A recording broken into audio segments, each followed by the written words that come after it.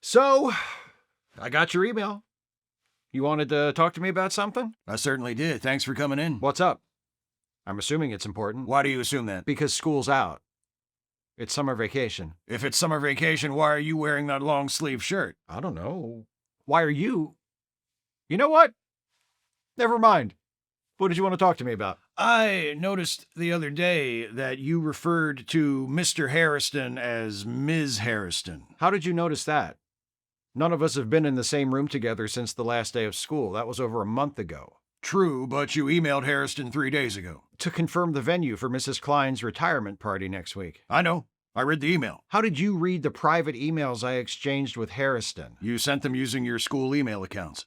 And I read all of those. Since when? Since I asked one of the tech guys to give me access to the school email accounts of everyone at this school. But that's... Is that even legal? I don't know. Listen, let's not get dragged off topic. If you read every email anyway, why do you insist on being CC'd on emails about school business? I'm the principal. Now, back to Mr. Haristen. It is Ms. Haristen, actually. She's trans and she uses feminine pronouns. Not anymore. When did she decide this? She didn't. The 11th Circuit Court of Appeals did, last week. Oh, excuse me, I misspoke just now. He didn't. The 11th Circuit Court of Appeals did. She? That's not going to hold up in court. The court ruled that she's not allowed to be trans? To use feminine pronouns? What? No, come on. What kind of a thought police dystopia do you think this is? We're in the United States, in Florida, in 2025. Do you really want me to answer that? No. Look, a few years ago, Florida passed a law that said teachers can't provide their pronouns or gendered honorifics to students if those terms don't match their gender assigned at birth.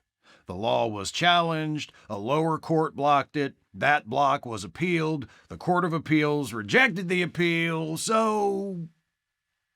yeah. That's it, thanks for coming in. So, trans teachers aren't allowed to tell students what their pronouns are. A trans woman who's a teacher can't be addressed as Miss or Mrs. A trans man who's a teacher can't be addressed as Mr.? Not with students. For now. What's the justification? Workplace efficiency. How's that supposed to work? The state of Florida defines sex and gender as immutable characteristics related to one's genitals. The law keeps it consistent, across the board, to avoid confusion. You know how easily confused students are. You keep saying students. Does the law actually prevent trans teachers from correcting anyone on their pronouns? Or just students? My understanding is that it only prevents them from providing trans pronouns to students, but... So what am I even doing here? You called me in here to tell me I'm not allowed to call her Ms. Haristen anymore, but you just said I am allowed to call her Ms. Haristen. Legally, sure, but I was hoping we could all come together on this. Meaning you want me to voluntarily misgender Ms. Haristen. If that's how you want to think of it, sure. To avoid confusing the students. Exactly. Can I misgender you? That would be incredibly disrespectful and deeply hurtful. Can I? No. My gender identity matches my biological sex as determined by my genitals. So it's only trans people I'm being asked to disrespect? Yes, and only trans people you're allowed to disrespect. You don't think that will be confusing to students? How would that be confusing to students? It's pretty straightforward. You can disrespect trans people, kids. I bet they'll be all over that. Great, but what I mean is, they've been taught since preschool that they're supposed to be nice to each other and be accepting of each other and not bully or put each other down because of their differences, and now we're basically telling them that it's okay not to be accepting in this one case, for this one group of people. For some reason. Efficiency. Sure. Don't you think that inconsistency will be confusing to students? Don't you think some of them will wonder why it's okay to disrespect Ms. Haristen in a way they aren't allowed to disrespect their other teachers? Only if their other teachers make it a problem. Well, guess what? You're making it a problem? I'm making it a problem.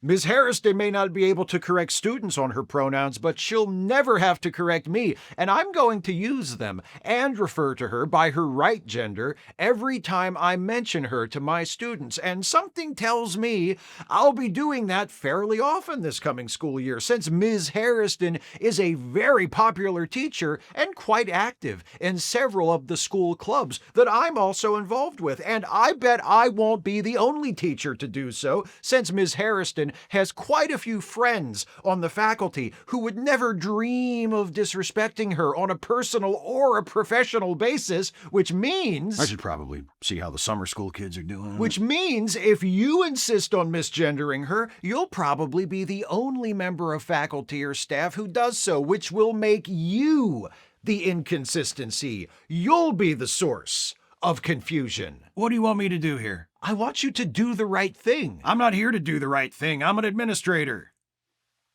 And I'm a teacher.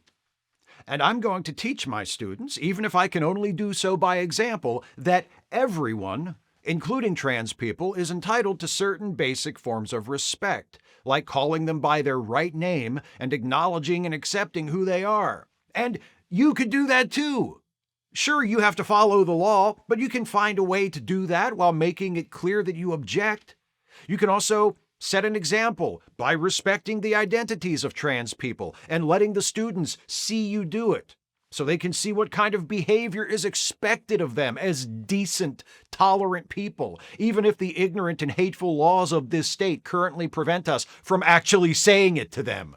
This is all just a tactic to empower transphobes and bully trans people out of public life. If the governor or the state legislature want you to misgender people like Ms. Haristen, make them make you. You can refuse to comply in advance. Not really my style. Well, that's not surprising, honestly, but it's still disappointing. I'm sure you'll get over it. So will Haristen. I mean, come on, Mr., Ms. We're talking about one letter's difference. What's the big deal? Okay, then. You leave me no choice. What? Oh, God, do you have a gun? No? What the? Sorry. Reflex. I don't have a gun. But you can rest assured I am going to do what I have to do. Ma'am. What was that? What was what, Madam Principal?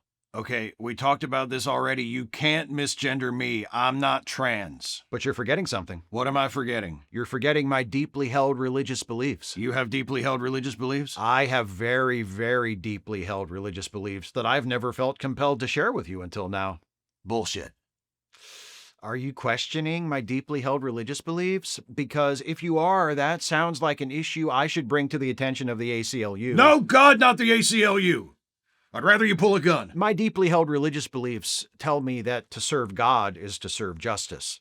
And to serve justice is to answer injustice in kind. That means when I view an injustice being committed, like someone being disrespected for being trans, I visit that disrespect back on the person giving it, which means as long as you misgender Ms. Haristen, I will be compelled by my deeply held religious beliefs to misgender you. I don't like that. Don't like what, my lady? Being called my lady.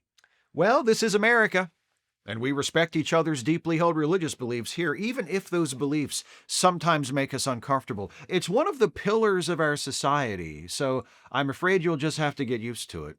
I'm sure you'll get over it, though. You are a grown woman. All right. Fine. You've made your point.